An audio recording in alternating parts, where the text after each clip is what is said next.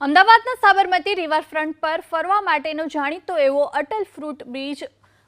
વચ્ચે લગાવવામાં આવેલ 8 કાચમાંથી એક કાચમાં તિરાડ પડ્યા બાદ હવે આ તમામ કાચની આસપાસ લોખંડની ગ્રીલ લગાવી દેવામાં આવી છે। અત્યાર સુધી લોકો કાચ પર ઊભા રહીને નીચે સાબરમતી નદીનો નજારો જોઈ શકતા હતા અને ત્યાંથી તસવીરો, વિડીયો અને સેલ્ફી પણ લેતા હતા, પરંતુ 7 મહિનામાં જ આ કાચ ઘસાઈ જતા સ્ક્રેચ પડ્યા હતા। રિવરફ્રન્ટ ડેવલપમેન્ટ કોર્પોરેશને લોખંડની ગ્રીલ લગાવી દીધી છે, જેથી હવે લોકો ત્યાં ઊભા રહીને નહીં પરંતુ લોખંડની ગ્રીલ પાસે ઊભા રહી નીચે સુધી નદીમાં પાણી જોઈ શકશે। લોખંડની ગ્રીલ લગાવવાનું કારણ પ્રશાસને આપ્યું છે કે જે કાચ લગાવવામાં આવેલા છે તેના પર લોકો ઊભા રહે છે। લાખો લોકોની અવરજવરને લીધે કાચ પર સ્ક્રેચ પડી ગયા હતા અને નદીમાં સીધું ચોખ્ખું પાણી જોઈ શકાતું ન હતું, તેથી લોખંડની ગ્રીલ લગાવી દેવામાં આવી છે, જેથી ત્યાં ઊભા રહીને લોકો નદીનું પાણી જોઈ શકશે।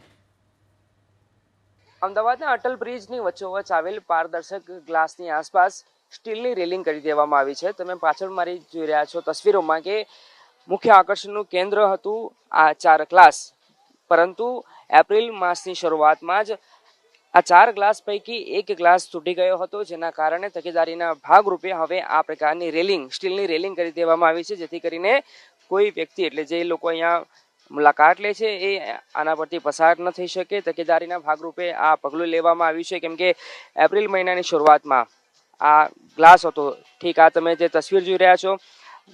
ત્યાંનો જ ગ્લાસ તૂટ્યો હતો, જે ચર્ચાનો વિષય પણ બન્યું હતું, જેથી હવે કોર્પોરેશન કોઈ રિસ્ક નથી લેવા માંગતું અને એના કારણે જ આ 4 ગ્લાસ હતા એ 4 ગ્લાસ પર આ પ્રકારે રેલિંગ કરી દેવામાં આવી છે, જેથી કરીને કોઈ અનિચ્છનીય ઘટના ન બને અને લોકો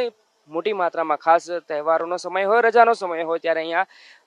ફરવા માટે આવતા હોય છે, તો તેઓ આ ગ્લાસ પરથી પસાર ન થાય અને કોઈ